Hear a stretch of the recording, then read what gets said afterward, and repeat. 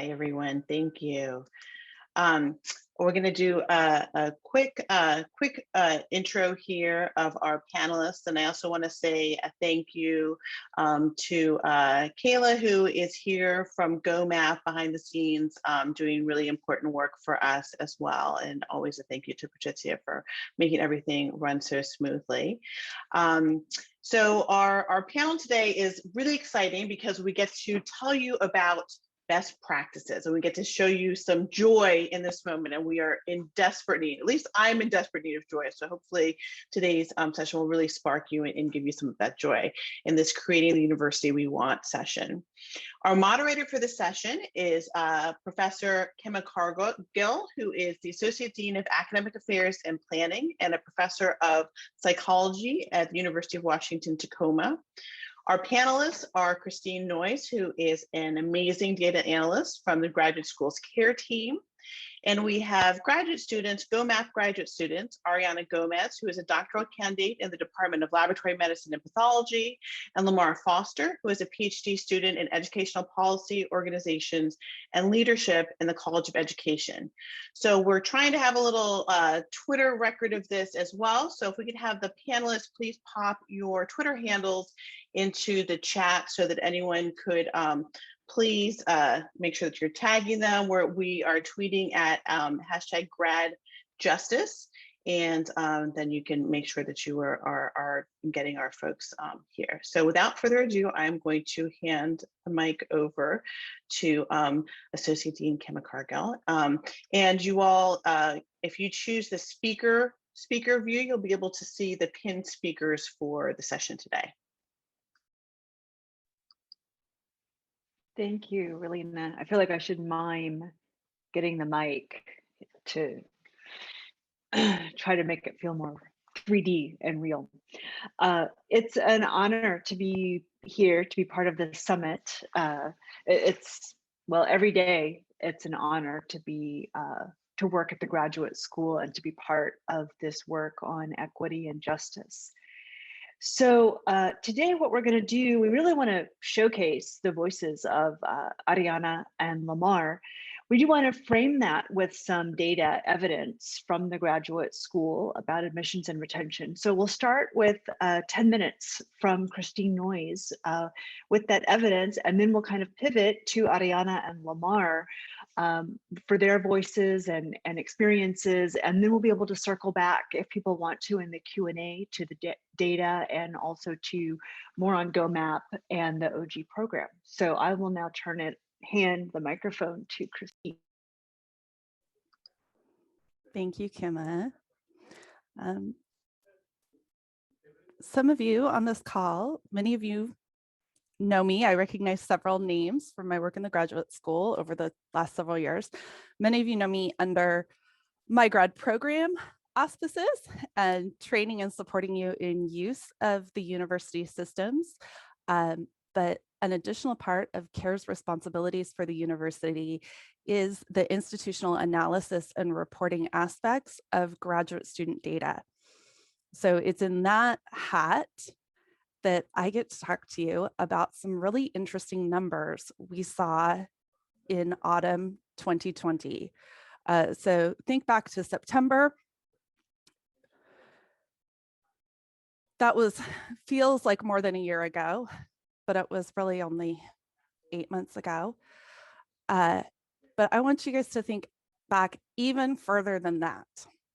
So the numbers we're going to talk about today are the numbers that you developed through the admissions processes in January of 2020, when we were that's when we get the peak of our applications for graduate programs, when you guys start developing and making your decisions on who gets admitted. And the thing we saw from those efforts you were doing way back in January and February of 2020, as we came into fall quarter, we noticed that our URM enrollment changed 15% in a single year. Typically, we get a 7% year increase in our URM enrollments over the last 10 years. So this 1 year of 15% made me go to Raylina and go, well, I have some good news for you. Our numbers look really great. How the heck did we do this? And that became our next question, is how did we achieve this? What's been happening for all of us as we've been thinking about holistic admissions, changing some recruitment practices at the university? How are we getting these numbers? So in looking at that, I said, well, how about we go out to our top schools? So I looked at our schools, and 9 schools had significant growth in URM, from a 400% increase to a 23% increase in this last year. I want to highlight, and we'll get into this, the 400% increase is due to a dramatic change that that program chose to do. We'll talk about that in a minute. So I reached out to 53 advisors of the university and asked you guys to let me know through a survey what you did in 5 key areas of admissions, hoping to solve the problem of how do we replicate the success, right? When we have successes, we want to understand what contributed to that success and what we could do moving forward to keep that momentum going.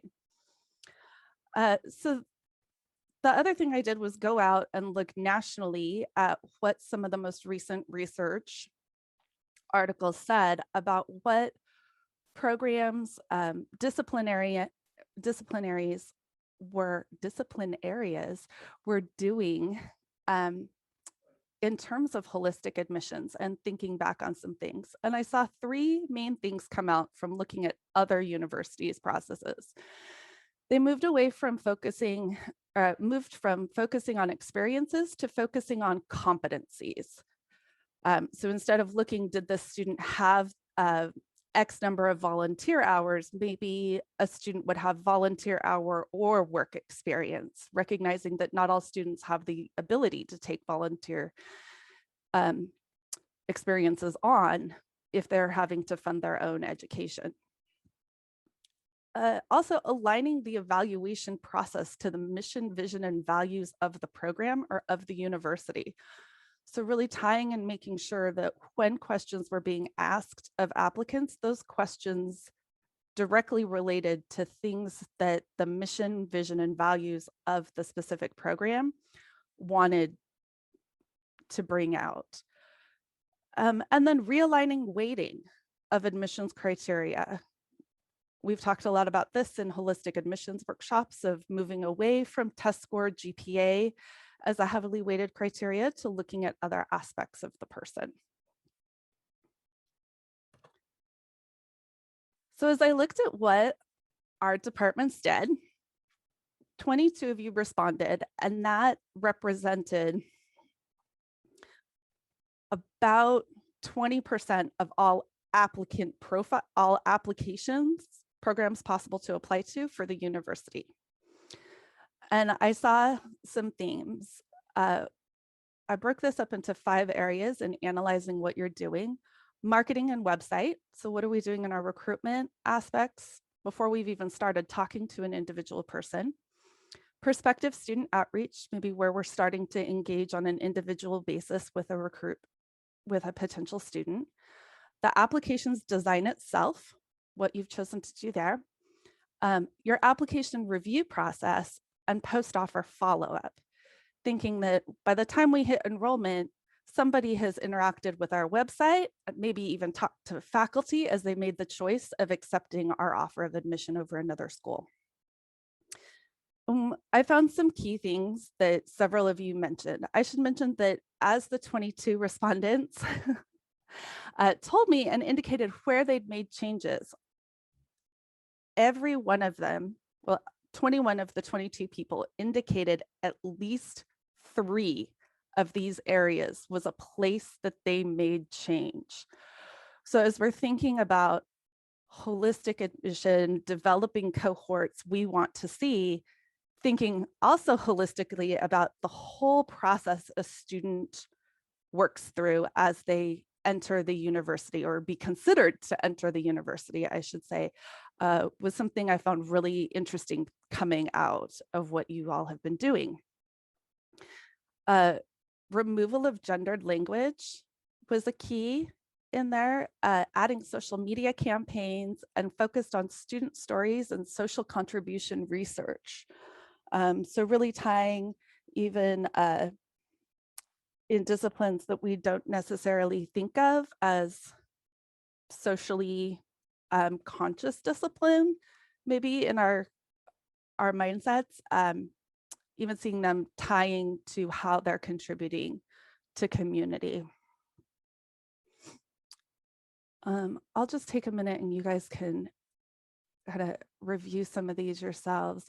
Really increasing frequency of information sessions and adding online options and pre-recorded sessions also came out by Mota. I'll just highlight a couple things. While some departments highlighted that removal or making GREs optional was something they did, when Darcy, our other institutional analyst on my team, and I have actually looked at our GRE data, we cannot find a direct tie between diversity number increases in programs and the GRE being removed. There's, to such an extent, we can't even really say that there's a correlation between diversity increases and removing the GRE. I found that to actually be kind of interesting overall, that we're just not seeing that, but we only have 2 years of data to really track against for removal, and we will be adding this year in and re-looking at those numbers again. And then really advocating, many of you chose to incorporate an implicit bias training, as well as a rubric redesign and training program on the rubric for everyone sitting on your admissions committee, and doing those trainings every year. So not just a one-time, the first time you serve of a 2 or 3 year commitment to do admissions review, but doing it every year for every person. And then finally, some programs talked about really thinking about the onboarding process as something that's happening throughout the summer. So today is one of those days, is a key day in graduate admissions. Many of you put today as when to accept an offer of admission. You know, students need to make a choice in whether or not they're coming, but starting to think about what those communications are from today clear till September 29th, when we start school. I think that's the first day of school this year.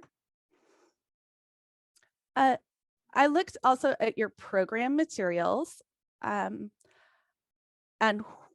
kind of where some broad buckets sat in the 91 programs. We're looking at academic attributes, resume, essay, and recommendation letter, and I'd be happy to forward that to you if you're interested in what those findings were, but they're a little bit less interesting to me than some of the quotes from all of you in what you did in this space.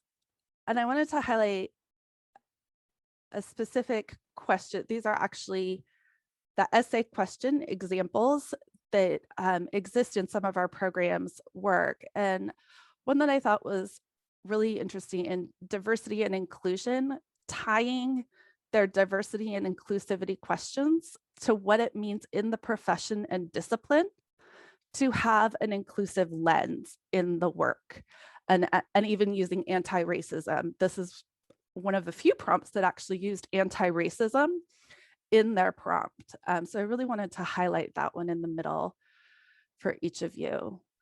And I have many, many other quotes. Raylina is dripping in quotes that I found out of this work that I'm sure we'll share with you in other sessions throughout the year. So looking forward into what we can do in increasing and continuing this momentum we saw this last year is looking at our full admissions pipeline, marketing to pre-registering for courses, that whole space we're in, being transparent. So this ties back to that mission, vision, values, really training that don't hide what you're looking for.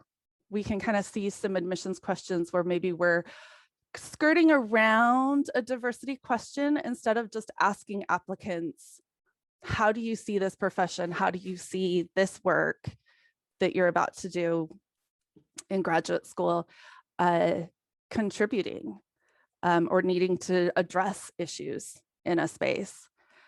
And then drawing connections to our missions that include a diversification efforts. So it's really saying that making sure when we're talking about the mission of a program and what we're trying to do, that that has a mission that talks about diversity, equity, and inclusion in that mission statement overall. It's not a side thing we do. It's integrated into the full body of work for the discipline. And then really talking about adding non-cognitive skill evaluation along with elicitation. So encouraging students to talk about the skills that aren't academic, their social skill, communication skills. I'm trying to think of another example I saw come out where we're really asking students about things that maybe we don't, even let's take a mathematics applicant, talking to them about communication as part of their application and how they see communication skills as part of what they need in their discipline. So just some of the things I found. I'm excited to hear from Lamar and Ariana in their work as well today. Thank you, Christine. These slides have so much specificity, and there are already some questions coming in the chat that we will get to at the end. Let me next go to Lamar first. And Lamar, maybe you can first describe what is the OG Outreaching Grads program to anyone who doesn't know, and what attracted you to it. Yeah, thank you. And first of all, thank you for allowing me to be on part of this discussion, and thank you all for joining us wherever you're zooming in from. So an OG Outreaching Grad is obviously a play on words if you know anything about history or anything of that sort. But anyway, it basically is about how do we make a more welcoming environment for marginalized and minoritized students specifically. And so what that looks like is providing one-on-one student engagement. It looks like connecting with undergraduate registered student organizations, participating in panels such as this one, but particularly when there's prospective student days, helping students understand what the culture, what the climate at UW is for students who are coming from marginalized backgrounds or Black and Brown, Latinx, Indigenous students, knowing that that there are differences in how people experience or feel safe or comforted on a campus, particularly at a campus where predominantly the majority of the students are white. And then it's also Outreaching Grads, OGs, liaise between all three campuses. And so I was fortunate enough to meet students at the University of Tacoma and help them in their matriculation to that campus and how and just letting them know that they're not alone. I think that's the big part of the OG is letting people know that they're not alone. They don't need to suffer in silence, or that and that there's a community out here. So that's in it in a nutshell. Thank you. And Ariana, how about you? What drew you? Why did you want to become an OG? And are there any details you might add of the role of an OG that Lamar did? Sure. I think Lamar did a great job of explaining what the OG program is. I think there's nothing more that I can add besides that. Apart from going out into the community and going out to convince people to come to UW, we as OGs also create a community within ourselves. Like, I worked with Lamar on several OG events, and so like now we know each other, and so when we see each other, it's like a family. We're no longer strangers. Yeah, exactly. We're no longer strangers. We're no longer like, oh, I know of them, but never talked to them. So, and because of the panels, because a lot of the panels are based on topics of, you know, identity, we learn a lot about each other across the different panels. And again, that creates family with each other, because now we understand each other a lot more. We understand, you know, the people, not just the program itself. And so what drew me to the OG program was finding that community and finding the opportunities to talk about my experience at the University of Washington. So like Lamar said, this is a predominantly white institution. So it's not the same if you talk to someone else who doesn't face microaggressions from a day-to-day basis, or who doesn't feel biased towards it within, you know, the school or within their department or within their program. And so being one of the few individuals from a marginalized community in my department, it was hard to find kind of that that feeling of belonging, because, you know, even though my department does a great job of student support, there's not a lot of us who can support each other at a more cultural basis. And so that's why, being part of the OG program, I found people from all over the country who have different experiences, but, you know, we share with each other, and we embrace that. We don't look at each other and say, oh, why did you do that? Or, oh, I grew up like this, and someone looks at you funny. It's like, oh yeah, okay. Like, that's part of you, and that's beautiful. Well, it's interesting. One thing I hear both of you saying, you know, like if you read about the OG program on the GoMap website, it looks primarily like a kind of a service group or organization that's meant to be outreach and education and recruitment. But it sounds like it functions equally for your own success and comfort and sense of community, and even retention in terms of your own graduate experience. It seems like you both touched on that. And I don't know if, Lamar, if you have anything to add in terms of some of Ariana's comments about that sense of family and community. Yeah, for sure. I could give an example. So I came to Washington from Pittsburgh, uh, and Pittsburgh is a pretty diverse place. I didn't feel too isolated there. I would go on public transportation all the time, didn't have any issues. And one of the things Ariana mentioned was about like microaggressions, right? And one of the one of the ways I was being microaggressed quite often on was when I would ride the bus, right? Like because I lived relatively far away from campus, I would take the bus, and I would be on the bus for about 45 minutes, and it'll be like a packed bus, like it's a commuter bus.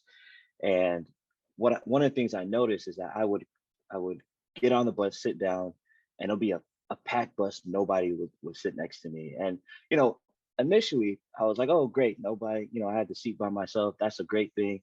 You know, I have some space. But then after a while, I started realizing like, what's going on with me? You start to internalize those things. And then I remember one time I was getting on the bus, and Ariana was on the bus, and I was like, "Oh, hey!" You know, and so it was just, and it just kind of, and like she said, like I would have never. We're in totally different programs, different departments, everything. I wouldn't have known her if it wasn't for GoMap. It wasn't for the OG program. And so something as mundane as getting on the bus was something where it's like, okay, let me see. Like and also it became a game to me too. I would like sit at the window, I would sit at the aisle, I would put something at the seat, you know, so there was always these different things that I would do to see like how people would avoid not sitting with me, right? But then when I saw Ariana on the bus, I was like, oh, this is great. And that whole thing of like, you know, being microaggressive, people not seeing, I didn't even think about it, right? Because, you know, I consider her a friend. I consider her, you know, a colleague as well. And it just made me feel more at peace, right? It like the whole getting on the bus and then getting off the bus and then and then telling my friend, my family, be like, okay, this is the tactic I used today, you know, as far as getting on the bus. I didn't have that conversation, you know, anymore because Ariana was there. And once again, it was because of this community of the OGs. And then also another example is when there was a person at the University of Tacoma, I think it was Dr. Jackson asked me to reach out to, and he was having a really hard time in his program. He was in like a data analytics program, and we ended up talking, and we actually became really good friends, and still to this day, like I do quite a bit of data analytics stuff as well, and now we just kind of talk about just different things in terms of data analytics, like, and he's now since graduated, and once again, that's a friendship, that's a part of my social capital, I guess, that I would have never had because of the OG. And like I said, it goes beyond just being a colleague, but also just being part of a community and a family. That the bus story is really poetic, and I admire how you are applying your research methodology skills and trying to see what variables influenced who would sit next to you. It's very graduate student of you. So I think people might want to hear more about some of the specifics of the activities and information that you share out in your work. And I know that would differ a little bit depending on whether it's with departments like faculty or GPAs or GPCs versus prospective students. So Ariana, let me start with you, because I think people want to know more kind of what you're doing on the ground as an OG. Sure, I can talk about pre-pandemic as well as during the pandemic, because we're still going as OGs. As you all know, the recruitment doesn't stop. We still want students to come, and I think, yeah, so actual events, it's often going to recruitment events. So during interview season, we're really busy. We go to, sorry, I'm saying Michelle's comment. We'll go to like recruitment breakfasts that are specifically for individuals from marginalized groups to come and talk and have kind of a private space and a closed space to be able to ask questions that are important to them.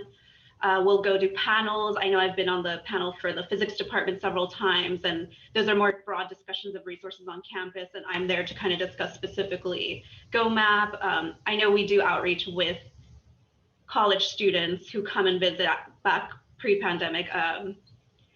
And I remember one specifically was Dr. Jackson asked us to bring an item from our research that was important to us, and to kind of just have that on the table, and students would go around and ask all of us like, oh, what do you do? And also like, what is this? And so I think I had, I do a lot of cell biology, so I used a tissue culture flask, and someone else, my friend Erica, had headphones because she does a lot of audio work based on whales in the Bering Strait. And I think someone else had like a propeller for some sort of engineering project. So it was also just us asking each other, being like, oh, what do you do? Like, we kind of know each other, but it's like, oh, this is the scientific and professional aspect of it. And I've also, from the OG program, and GoMap itself has thesis writing groups, and I've grown 2 thesis writing groups out of that, where I can go, depending on the day, you know, just having, even though it's Zoom, we did it in person before, but even though it's just Zoom, like, we're there, we're focused, we're all struggling, but we're getting through it together. And we take breaks and we talk about things, kind of like with Lamar, the bus story with Lamar, we'll be like, oh, this happened to me today. I totally forgot about the bus story. Yeah, but when you were saying, I was like, oh my God, that's right. And it was so great to see someone I knew, because yeah, I've experienced similar situations to Lamar, not to the extent he has, but yeah, I've definitely noticed where people will kind of skirt around me and not want to sit next to me.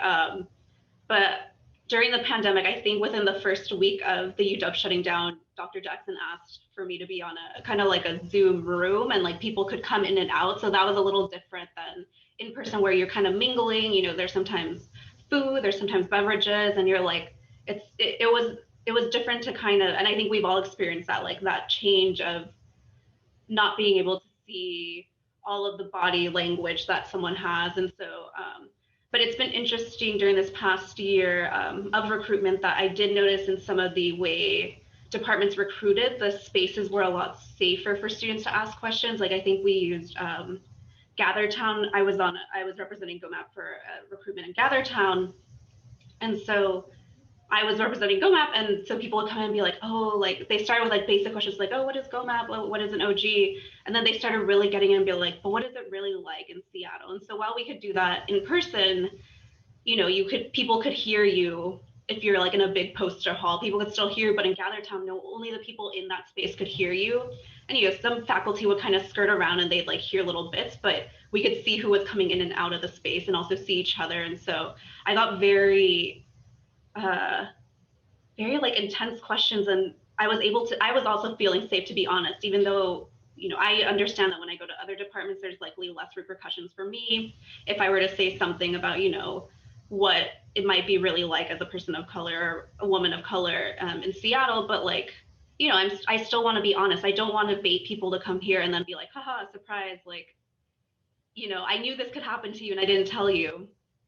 I want to be honest with them. So I think some of those spaces were actually much safer this year, and I felt much more open to sharing and being able to, I don't know, just, you know, I'm always honest with the students, but sometimes, you know, there's colleagues around and I have to be very careful, or there's faculty around, and, you know, depending on what my next steps are, it's like I might be working with those faculty. So really, the spaces during the virtual spaces were actually much more comfortable in some ways than in the in-person. But you know, with the virtual aspect, we've like GoMap has also been able to reach out beyond the UW space. I think we did one with the Cal State system. We did a panel for some of their undergraduates and telling them what it's like to be at UW.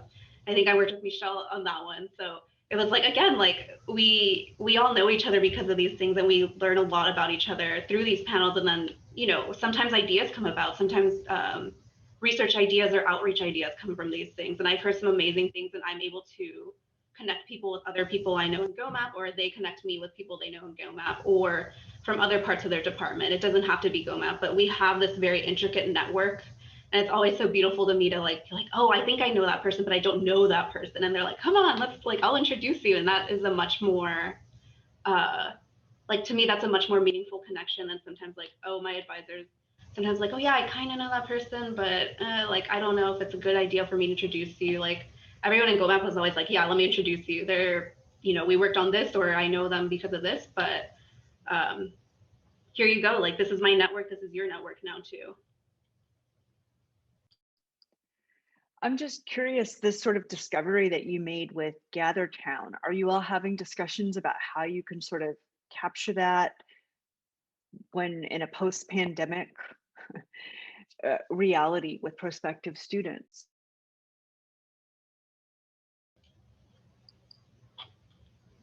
Yeah, I'm not sure, but I think it's also with the times, like people are more willing to ask those questions now. And I'm honestly very proud that incoming students are asking the questions, because a few years ago, that was definitely, you know, I was always like, come on, ask me, like, I can tell you what it's really like, or I can tell you, you know, some of the things I've experienced. And they're like, oh no, it'll be okay. But I noticed, especially this year, but in the last couple of years, students are very much wanting to know the reality.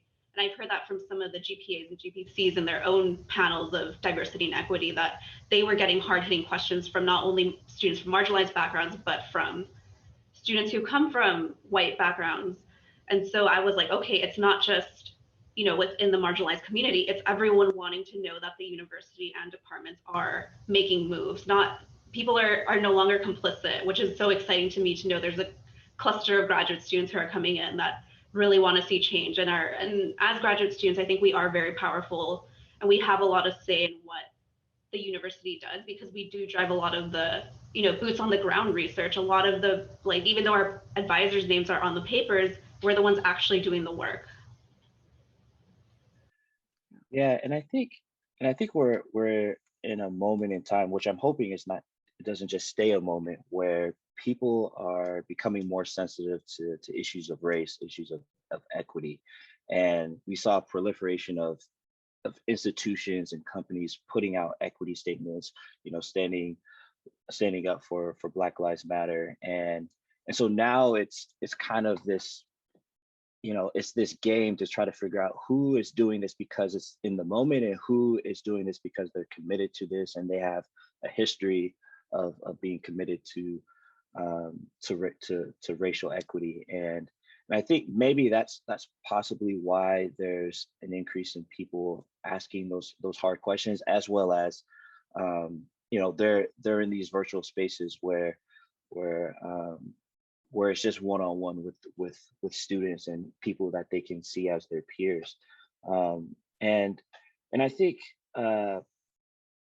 I've been part of a few panels and reached out to and been asked to reach out to graduate students, prospective graduate students, and they've been very upfront about asking about if UW is really about racial equity, and also wanting to know clearly about the shortcomings. And one of the things I appreciate with GoMap and being an OG, it's, this is service, this is volunteer. We're not like, even though yes, we represent UW, we're not like beholden to say all the nice things and be like, only don't say any of the negative things. And we've been supported in that way, right? And I think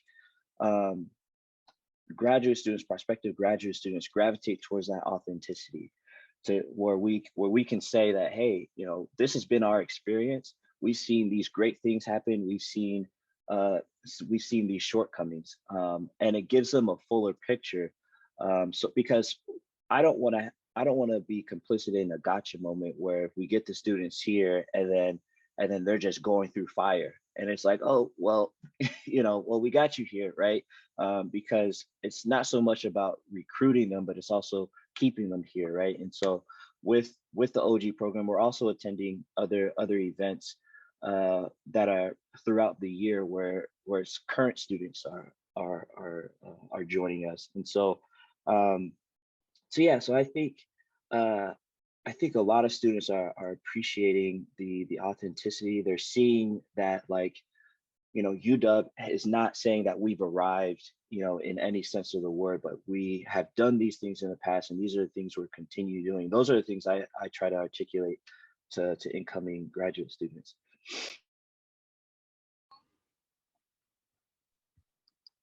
That's wonderful, and I can't agree more with trying to shift some of the focus away from just recruitment, and then, as you say, kind of throwing people in a fire or a gotcha moment. I know I want to switch to Q&A soon. I did have one more question that came to my mind, since I'm actually faculty on Tacoma, so I'm often thinking about Bothell and Tacoma and how the experiences for students are different there. And it's often a little bit different graduate student demographic in terms of fewer doctoral students and often more place-bound students or regional students. So I'm curious sort of how your work as OGs might have varied. Lamar, you mentioned the one relationship on the Tacoma campus.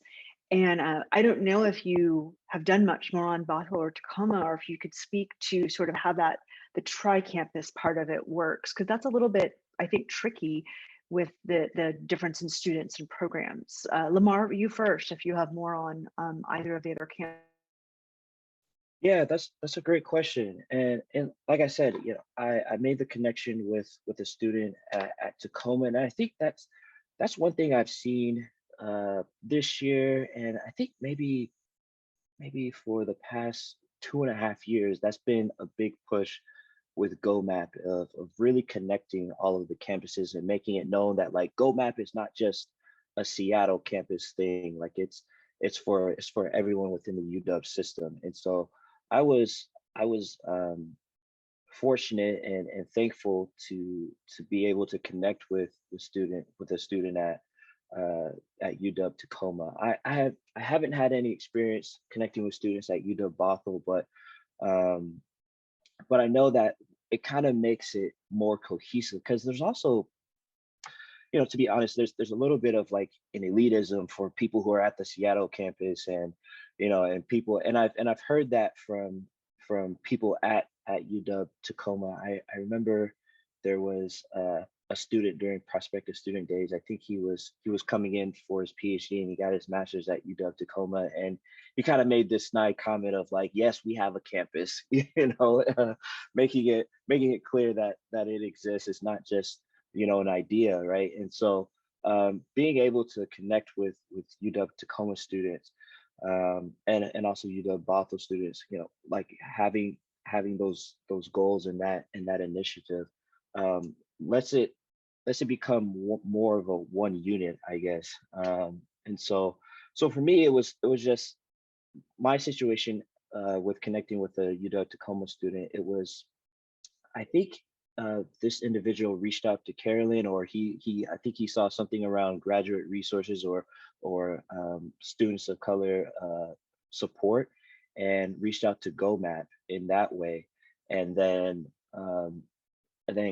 Dr. Jackson reached out to me, and then I connected with him, and there was actually another student as well who reached out to him, and I think he was like on the advisory board, the graduate student advisory board, but yeah, and so we just connected, and it was a thing where he was just feeling isolated. He wasn't getting support, and I always call it like the N of one, phenomenon, right? Where it's like, for me, like I'm always like the N of one when it comes to being a Black student in my classes, or being a man of color, or just a person of color in my classroom, in my classes. And so he was feeling that and just misunderstood. And so we were able to talk through like just our experiences, right? Just how we deal with things, and just letting him know that he's not alone in this. And so having a sense of solidarity, and then also like just being real. And so that connects outside of just this formal role of being an OG, right? And so when he graduated, like he like put a post on LinkedIn, and he tagged me saying like, oh, like Lamar and Will helped me through my grad. I was just thinking like, oh, I was just being a friend, I wasn't even necessarily thinking of it in terms of being an OG. I was just thinking about like, this is what I would want, right? Because I went through my master's program at a predominantly white institution and didn't have that support at the graduate level, right? And so I think that's what makes this unique as well, because at my other institution where I did my master's, these types of supports were only for undergrads. And so like, I'm only connecting with undergraduates, people 18, 19 years old. I'm 20, 24, 25 years old. And I'm like, but this guy is a lot older, and, and I'm around his same age. And so we can connect on different levels as well, in terms of interacting on campus and also interacting outside of campus. That's great. Ariana, have your experiences as an OG extended to Bothell or Tacoma, or have you had observations about? I haven't had too much experience going to the campuses, besides, just on my own and passing them. But I think this year during the OG training sessions, I did meet a couple of students from the Tacoma campus. And so even though it was virtual, it was still nice. And again, kind of some of the plus sides of being virtual is that, Dr. Jackson didn't have to, and I didn't have to drive down to Tacoma. We could easily say, hey, whatever works in our schedules, we can talk to you, and we can talk about being an OG and what that means.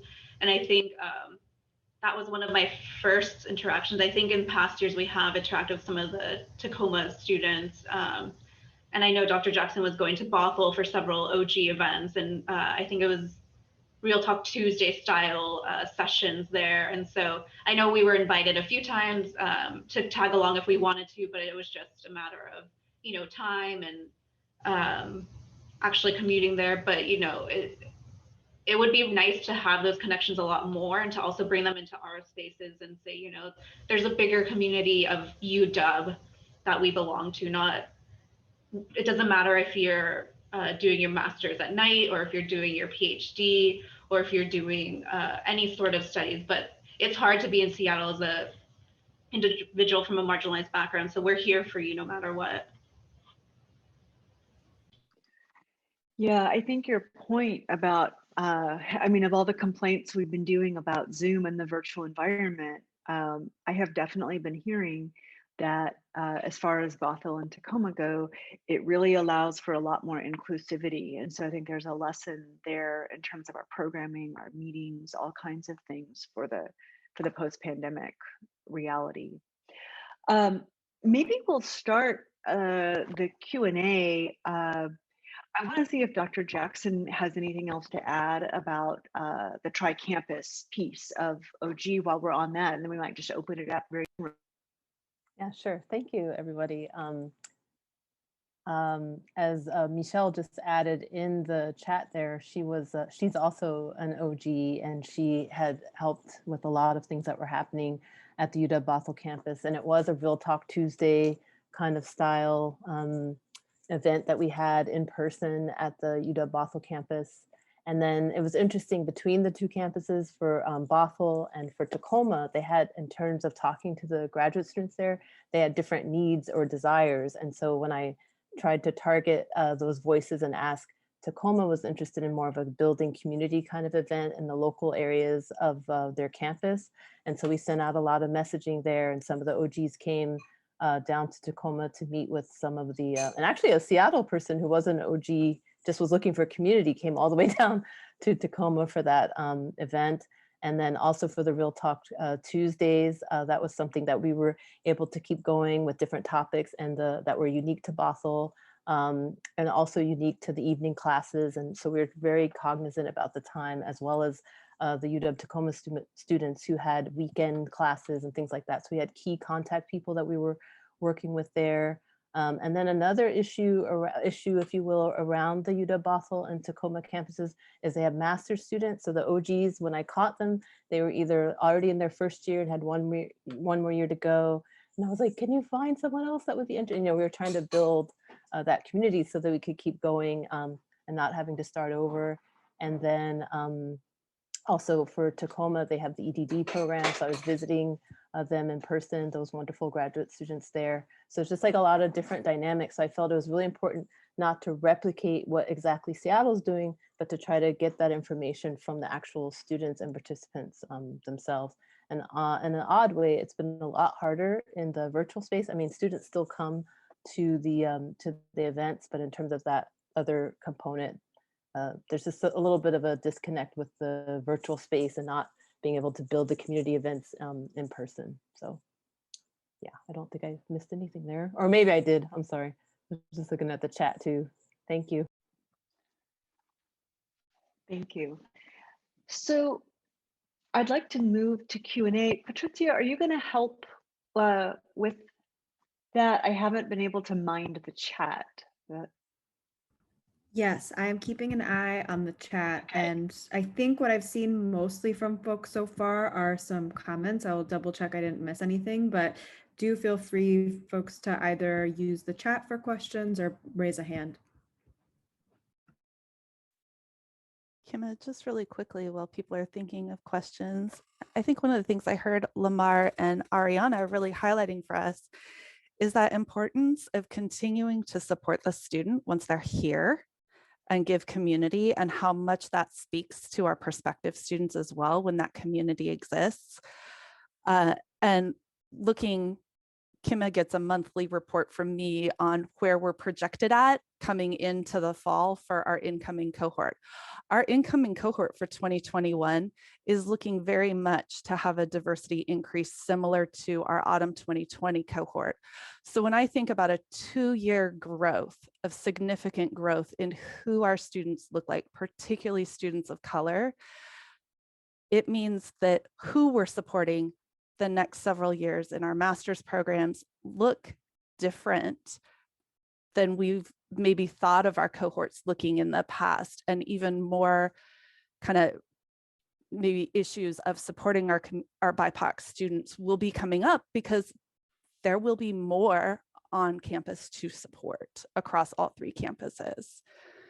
So just something for us as advising staff and as support staff for these students to be thinking about and encouraging as we talk to the faculty and to our own programs about how we're supporting our students.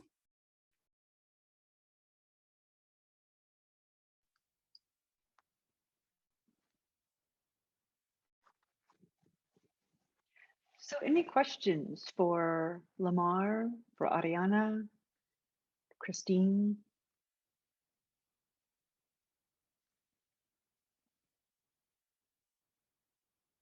Heather, I see your hand.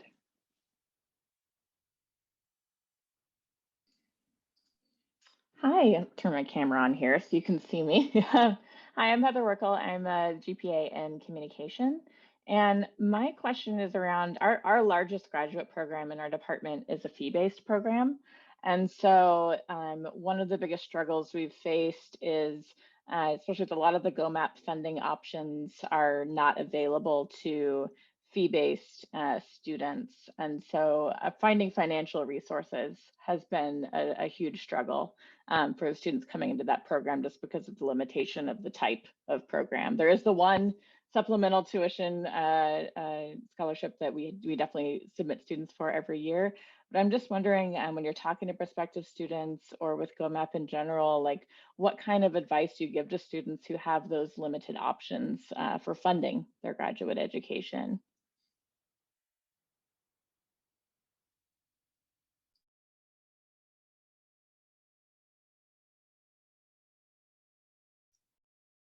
Can speak to this. Yeah, this comes up quite a bit. I'm in the College of Education, and I help with like prospective student days in the College of Ed as well, and we have fee-based programs, and I typically try to let folks know of all their options out there in terms of internal funding sources at UW, and then also external funding sources, and even positions at UW that may not cover your tuition, but are high-paying jobs at UW, such as like reader grader positions, but I usually direct them towards. I'm like blanking on the name now, but there's a place on the UW website of like scholarships, internal scholarships, and then I also point them towards a resource I've used in the past, which is profellow.com. It's just there's just a ton of scholarships out there that GSFIS. There's a ton of scholarships out there for master's students and PhD students, and also like summer opportunities if folks are looking to expand their experience and become whether it's like policy things or summer immersion type of programs. And so I usually direct them towards that, and then also letting them know the difference between these types of programs, because some students actually come in not understanding the complexity of the types of programs and what kind of funding they can get because of their program.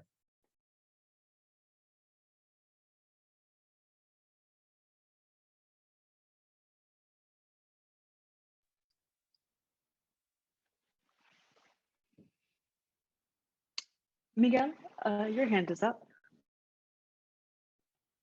Oh, hi, I've been loving this and resonating with what people say. The last point that was brought up is I was wondering, I'm sure this varies program to program, but do we have a problem in some of the departments with essentially having a master's and PhD tracks where the master's is you have to pay for and the PhD less so, but we are pushing students who may not have as much experience in the traditional ways toward the paid route, even though those are exactly the students who'd be least likely to be able to pay. Do we have structural issues?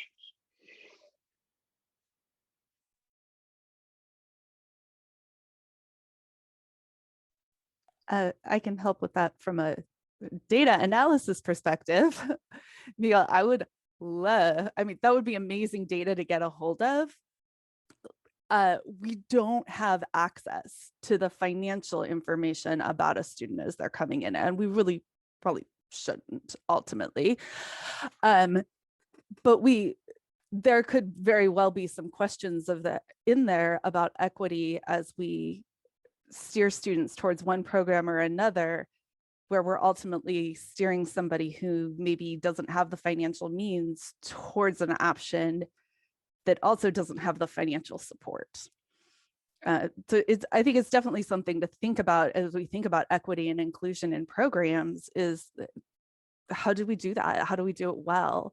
And I think there have been some underlying assumptions maybe in the university that the master's programs that are fee-based or are self-sustaining, the students are paying the tuition dollar for, are ones that are geared towards professional track or geared towards people who are working and have an income large enough to support them, or an employer that's helping support. And I would just say, as university employees, we all know that that's not true for us. And that's more than half of our master's programs. You know, just when we look at where the fee-based programs are, we ourselves can't continue our education with our own tuition remission programs. Miguel, I agree. Overseeing academic affairs, I don't have the numbers at my fingertips, but it's certainly true that most of our doctoral programs are kind of legacy programs. They've been around a long time, meaning they've been around since higher education had public funding. And it has just coincided that the loss of public funding for higher education has also coincided with the increase of master's programs and the need to turn toward fee-based programs to kind of keep the lights on. And I think that's a real tragedy of the time that we're living in. I hadn't quite framed it and from an equity lens, which I'm embarrassed about now. It's really obvious. So I'm going to start singing that song. I might send some people to you in that, but I think that's a great drum to start beating in terms of how the university looks at, maybe cross subsidies and other things that are a little bit outside of the scope of today's discussion, but I think very relevant to how, I hope that we're all having conversations about how legacy structures lead to inequity and how we have to have policies that undo that. Let's see, I think there is a question in the chat. Patricia, can you help direct me to that? Absolutely, I will read it. There's a comment saying, thank you all, this is so very helpful. So appreciate the personal stories and helping us to make connections. Christine, would you mind sharing a reference for your study was the question. And I don't know if Suhanti, apologize if I'm mispronouncing your name, if you want to elaborate on that question at all.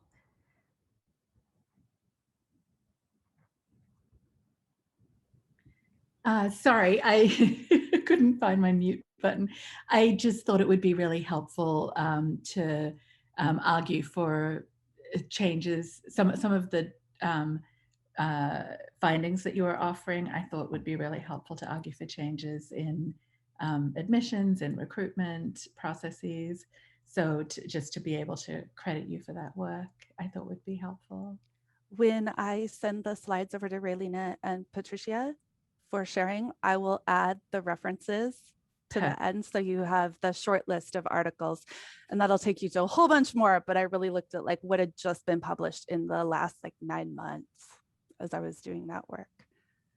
Thank you. So I actually meant citing your work, citing your study.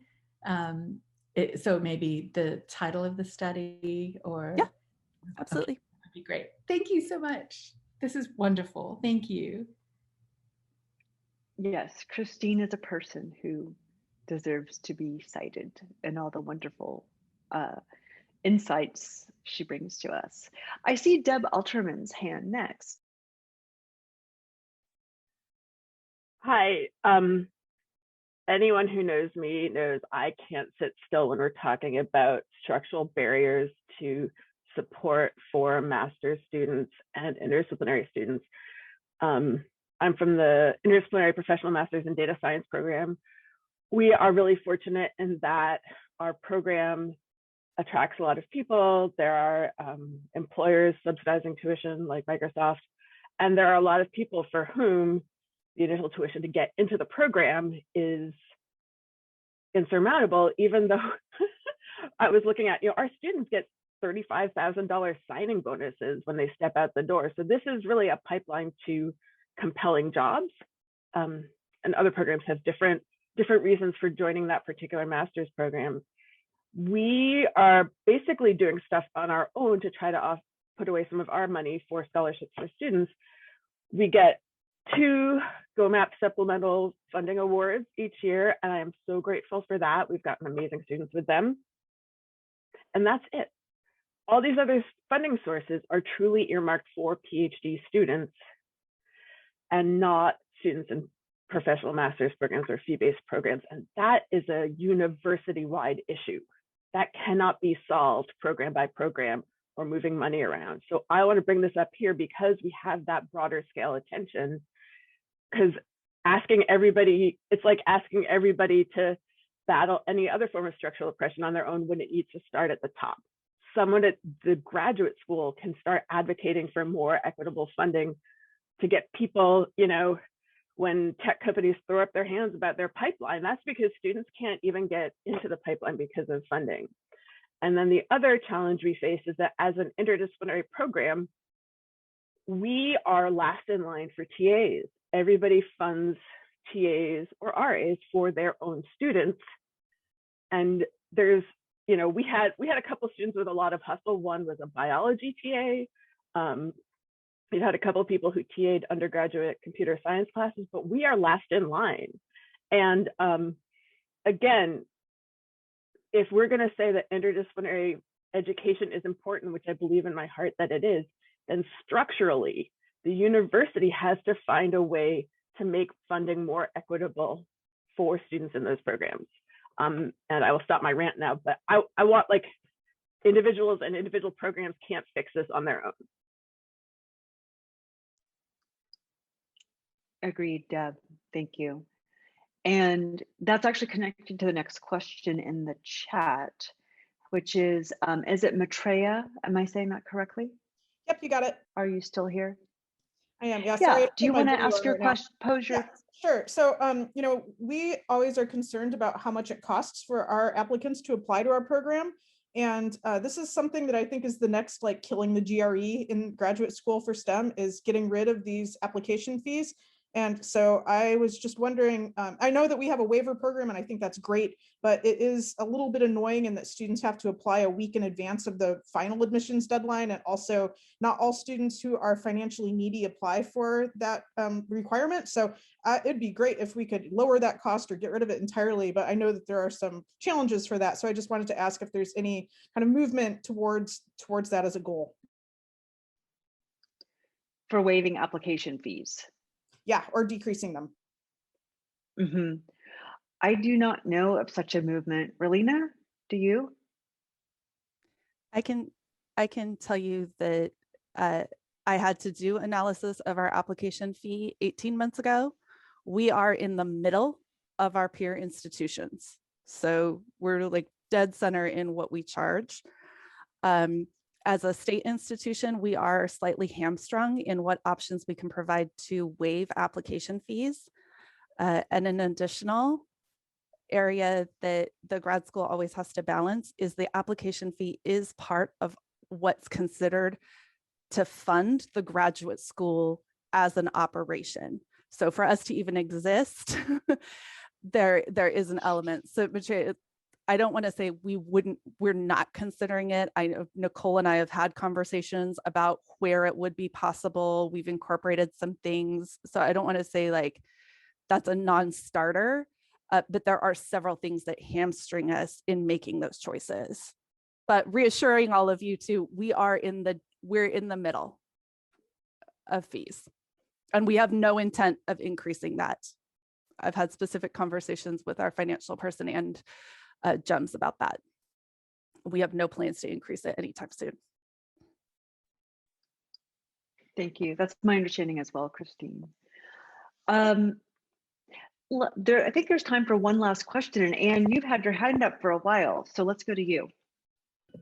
Thank you so much, and thanks for convening this gathering. It's so useful, and inspiring, really, to see so many people asking these questions, especially in a moment when a lot of us are overwhelmed with the demands of coronavirus and teaching online and everything else. And that's actually what I wanted to ask about. I run a program in community planning at UW-Tacoma where just the putting together of the program and getting it started sometimes felt like more than anybody could handle. That so kind of like spit and good effort and everything else. And so I'm interested in whether that's not true, but like the work involved, I think, sometimes makes people less willing to ask hard questions about equity and recruitment and retention of students. And so I'm wondering if you have any ideas about how that can be centered more in everything that we do. I'm thinking of the first studio that my grad students did with the city of Tacoma on civic engagement. And the city had just created a line item in their budgeting process where every single unit across the entire city had to justify their equity rationale for any budget ask. So it wasn't something that they could like tack on at the end if they had energy. It was really at the center of and there's pushback about that, and people struggled with it. But I'm wondering if we see a day for that at the university where every single, like whenever we're restructuring or rebuilding, the equity question is at the forefront of every choice that we're making.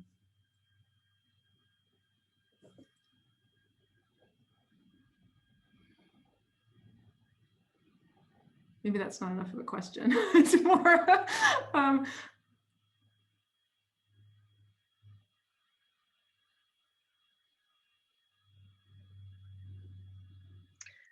I mean, I could just jump in there and say, I think that's the goal, Anne, right? That every time we have a restructuring moment, or even a new moment of leadership, that the idea of recreating with equity at the center and not being siloed off into we're doing a DEI moment.